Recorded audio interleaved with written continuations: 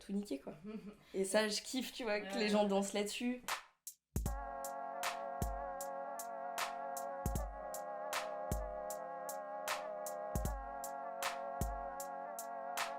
J'ai 30 ans, je suis lyonnaise et mon blaze c'est DJ Yanka. Je suis artiste plasticienne, photographe documentaire, DJ et récemment chanteuse. Je mixe que du hip-hop féminin et queer et trans.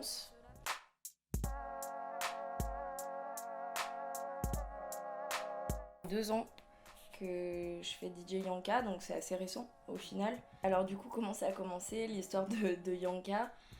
C'est que, fort de constater, enfin moi j'écoute du rap depuis toute petite. J'avais cette culture hip-hop en fait de la street et en fait j'allais à plein de concerts de rap et j'ai constaté qu'en fait il y avait que des mecs sur scène et ça me gavait et dans le public aussi. Et j'étais beaucoup plus touchée par le propos des meufs en fait naturellement. C'était l'été je crois 2018 ou 2019, je vais à un festoche avec un pote. Et il y a un DJ qui s'annule et moi je propose de passer mes sons, tu vois, mais comme ça, naturellement. Et au final, je me rends compte que, à force de fréquenter des potes DJ et tout, en fait, je savais faire, tu vois, genre sur Traktor. Et sur ma clé USB, j'avais que du hip-hop de meuf. Et du coup, bah, j'ai branché mon truc et j'ai fait ma première date comme ça à l'improviste. Pourquoi j'avais que du hip-hop de meuf? Parce que je pense que, vraiment inconsciemment, tu vois, j'ai pas fait exprès. C'est que bah, j'étais beaucoup plus inspirée par ça et que pour moi déjà il y avait une revendication qui était là. Et après, il y a eu la première date du collectif hip-hop féminin, donc c'est des copines qui ont monté ça, qui ont constaté le même truc que moi et qui m'ont dit ouais on organise une première date qu'avec des rappeuses et tout, ça te dit de mixer parce que tu nous as dit que tu avais fait ta première date et que c'était cool, tu vois. Je fais ouais bon allez ok, et c'était en squat. Et ça s'est trop bien passé, et après j'ai fait partie du collectif, c'était une évidence quoi. Et voilà, c'est comme ça que ça a démarré. Et après, bah, voilà, j'ai continué à diguer plein de trucs de filles et de queer et de trans, et que je me suis rendu compte à quel point c'était foisonnant et pas du tout assez représenté en fait. Et j'étais hyper étonnée de ça parce que plus je cherchais, plus je tombais sur des perles de fous, sur des labels indépendants ou des trucs connus, tu vois.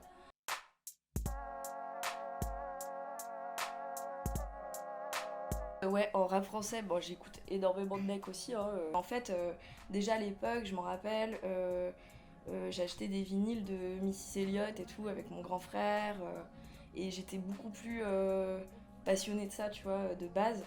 Après, j'écoute aussi pas mal de rap français de mecs, mais j'ai plus en plus de mal aussi au niveau des propos.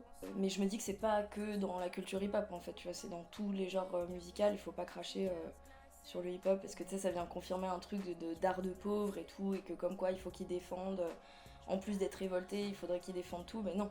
Ça vient juste exacerber les maux sociétaux, tu vois, qui existent déjà, donc la thune, se faire des meufs, enfin tu vois, voilà quoi.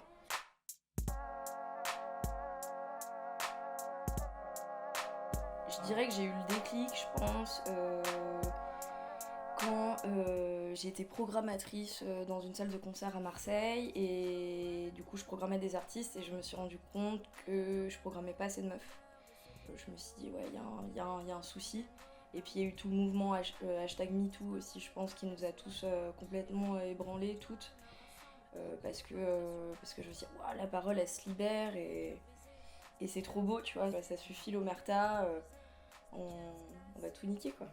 Et ça je kiffe, tu vois, que les gens dansent là-dessus et que petit à petit, tu vois, naturellement, bah tu vois, t'as les mecs qui sont devant et en fait ils reculent un peu, et puis t'as les meufs quoi, et qui se sentent bien dans leur corps, et moi c'est ça que je veux, tu vois.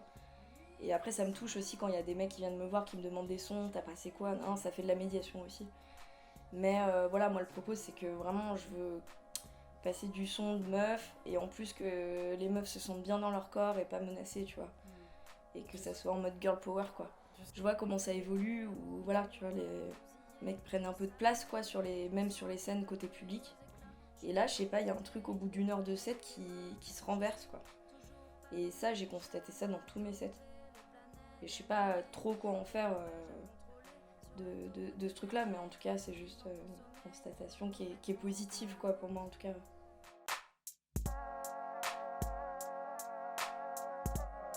Il y a Chila, enfin déjà de base, en plus elle est lyonnaise.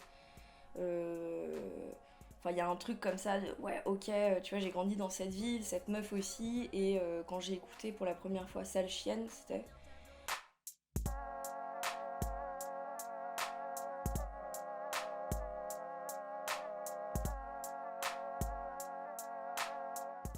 Et en fait, je m'identifiais totalement, tu vois, à ce truc-là de c'est jamais assez en fait.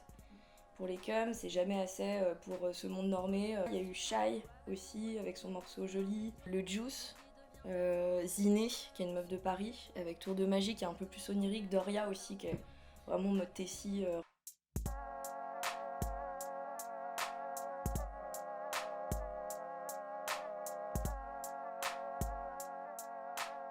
Et récemment là, plutôt en scène, je dirais indépendante, j'ai mis le doigt sur Anta et Horty, donc ça fait un moment qu'elle tourne.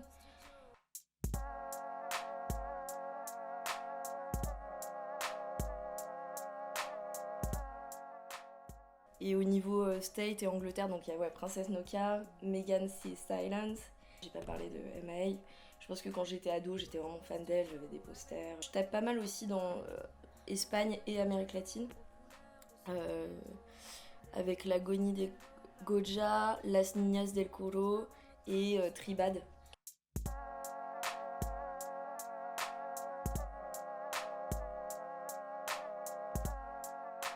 J'écoute pas que du rap, ouais. J'écoute plein d'autres choses, de la new wave, du post-punk, de l'ambiante.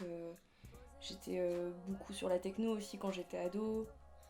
Et voilà. Et j'ai toujours admiré les meufs DJ, les meufs sur scène. Enfin, tu vois, il y avait un truc pour moi qui était extraordinaire alors que ça devrait pas l'être, tu vois, ça devrait être normal.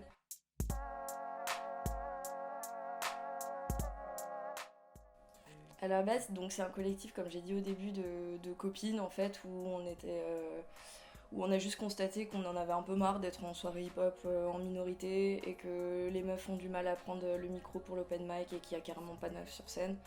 Et du coup, on s'est dit, vas-y, on organise des soirées avec une prog de meufs, trans et queer aussi. Et en fait, ça a trop bien marché. On a organisé nos premières soirées en squat. Et la dernière soirée qu'on devait organiser, en fait, c'était pendant le confinement, il y a eu l'annonce du confinement. On devait faire une grosse soirée au Grand Zéro, qui est un lieu alternatif à Lyon. Depuis, on continue à se voir, mais plutôt entre Sista, tu vois, pour parler comme là on le fait, de politique et de plein d'autres choses, et pour graffer ensemble. Et là, on essaye de s'organiser pour faire une grosse stuff à la rentrée en octobre.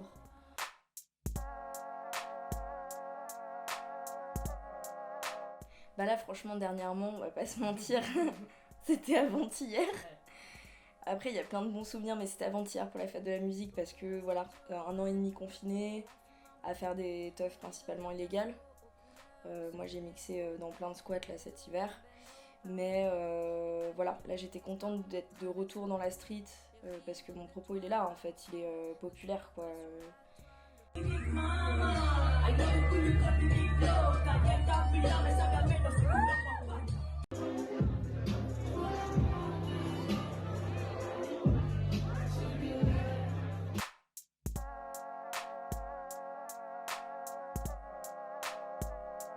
J'ai toujours écrit des textes et je les avais mis en voix qu'avec Delph et Data, qui est une chanteuse rappeuse à Lyon, et on faisait des émissions sur Radio Canu, comme ça, de rap et tout en live, alors que je savais pas vraiment rapper, mais tu sais pas ce que ça veut dire quoi.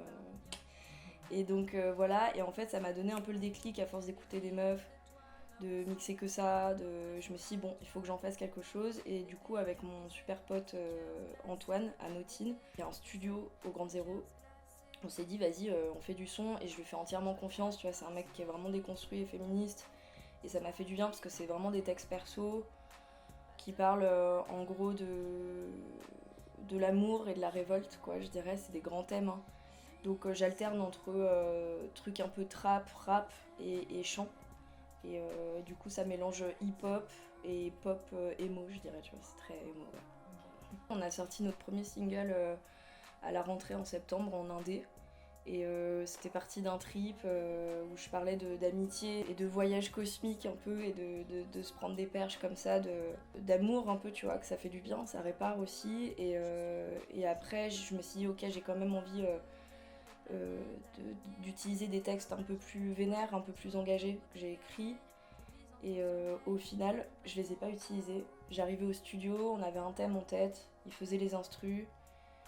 On composait plus ou moins ensemble les instrus, je lui disais de rajouter des trucs et après j'écrivais comme ça, sur le tas.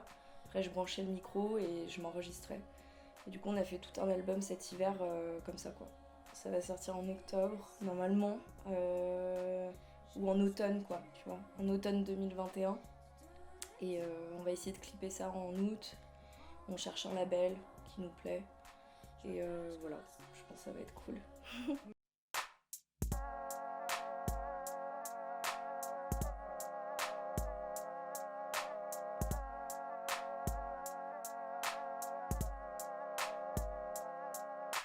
Posé au studio avec mon poteau, on fume un bédo. L'oubli devient tableau aux couleurs de ce bédo. Des bédos dans le bendo par millions. Des papillons transparents me traversent la peau. Les rideaux d'étoiles meurent ensemble. Notre portrait sur la toile, le plus tendre. Bébé cœur brisé, sneakers glacés. Bébé cœur brisé, sneakers glacés. Je voyage cosmique. C'est toi qui conduis, pas de panique, bébé on tue.